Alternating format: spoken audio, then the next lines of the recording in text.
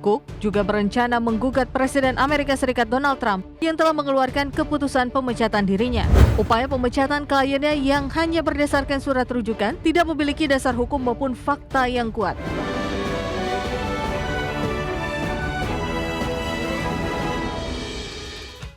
Terima kasih Anda masih bergabung sama kami. Pemirsa, anggota Dewan Gubernur The Fed Lisa Cook menolak keputusan Presiden Amerika Serikat Donald Trump yang memecat dirinya dan berencana menggugat keputusan Trump ke pengadilan. Di sisi lain, Trump mengatakan akan menghormati apapun keputusan pengadilan.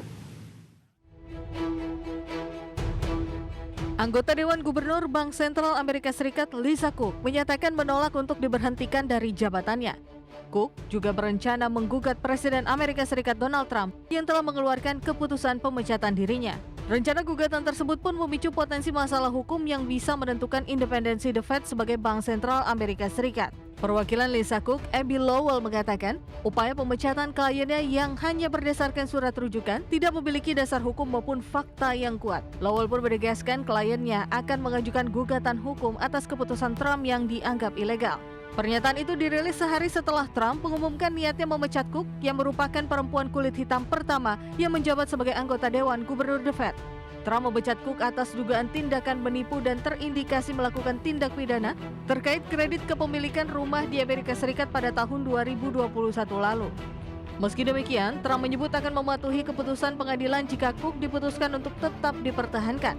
Namun demikian, Trump juga menyiapkan beberapa kandidat pengganti bagi Cook. Di sisi lain, The Fed dalam pernyataannya menegaskan bahwa para anggota Dewan Gubernur memiliki masa jabatan 14 tahun dan tidak bisa diberhentikan secara mendadak demi menjaga independensi kebijakan moneter.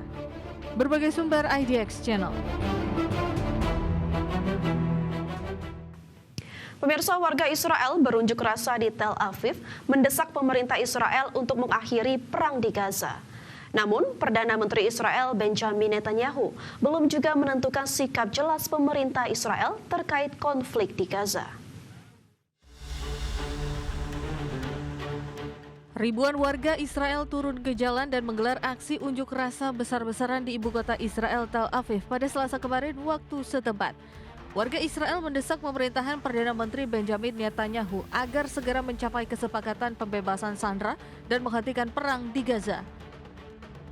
Aksi unjuk rasa digelar bertepatan dengan rapat Kabinet Keamanan Pemerintah Israel. Dalam rapat tersebut, Benjamin Netanyahu masih belum memberikan kepastian arah kebijakan pemerintah Israel mengenai nasib sandera di Gaza.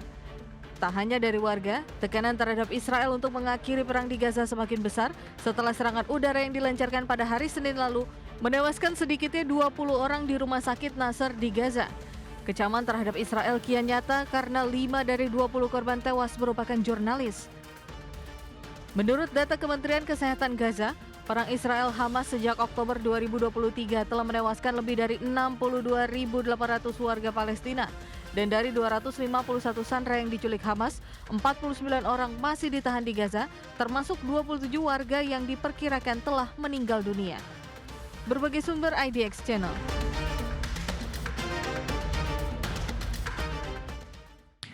Pemirsa, dana kekayaan negara Norwegia resmi menarik investasinya dari raksasa alat berat asal Amerika Serikat Caterpillar. Langkah ini diambil karena perusahaan diduga terlibat dalam pelanggaran HAM di Palestina, khususnya di Gaza.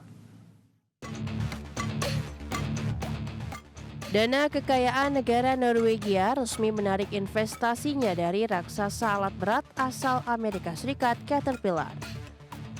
Dikenal sebagai The Oil Fund, Sovereign Wealth Fund Norwegia merupakan yang terbesar di dunia dengan aset hampir 2 triliun dolar Amerika Serikat. Sebelumnya, dana ini memiliki 1,2% saham di Caterpillar senilai 2,4 miliar dolar Amerika. Namun, Bank Sentral Norwegia memutuskan penarikan investasi setelah menerima rekomendasi dari Dewan Etika. Dewan Etika menyebut bulldozer buatan Caterpillar digunakan otoritas Israel untuk menghancurkan properti Palestina secara luas dan melanggar hukum. Mereka menilai produk perusahaan tersebut berkontribusi terhadap pelanggaran serius hukum humaniter internasional. Caterpillar disebut juga tidak mengambil langkah pencegahan atas penggunaan produknya di wilayah konflik. Selain dari Caterpillar, SWF Norwegia juga menarik investasi dari 5 bank Israel karena terlibat dalam pembiayaan permukiman ilegal di tepi barat. Bahkan awal bulan ini dana tersebut juga menjual sahamnya di 11 perusahaan Israel setelah laporan menyebutkan adanya investasi di produsen mesin jet negara tersebut. Berbagai sumber, IDX Channel.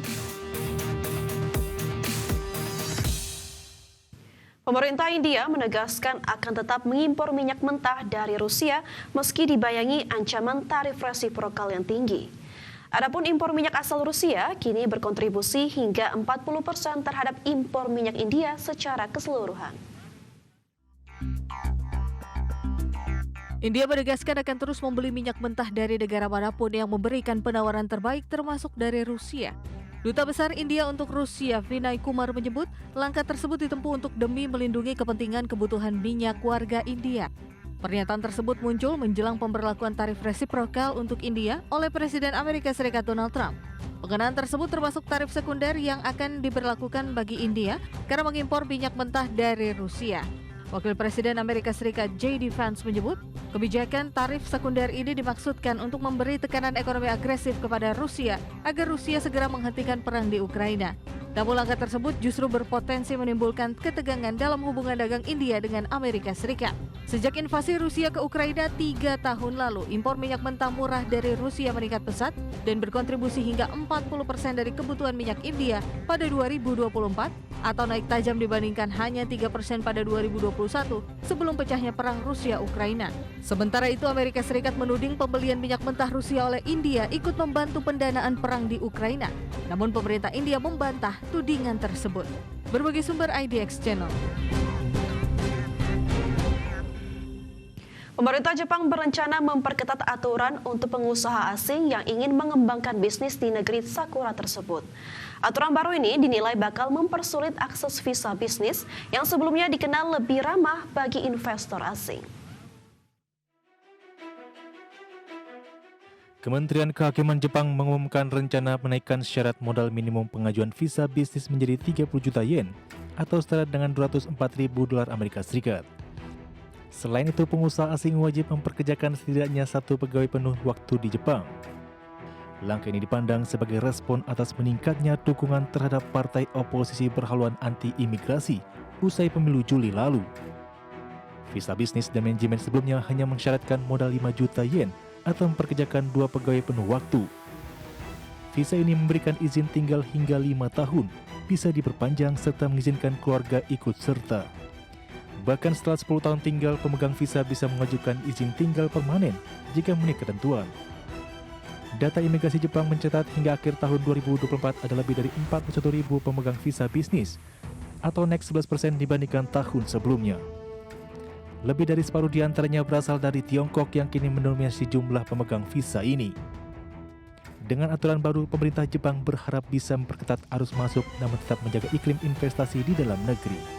Sebagai sumber IDX Channel.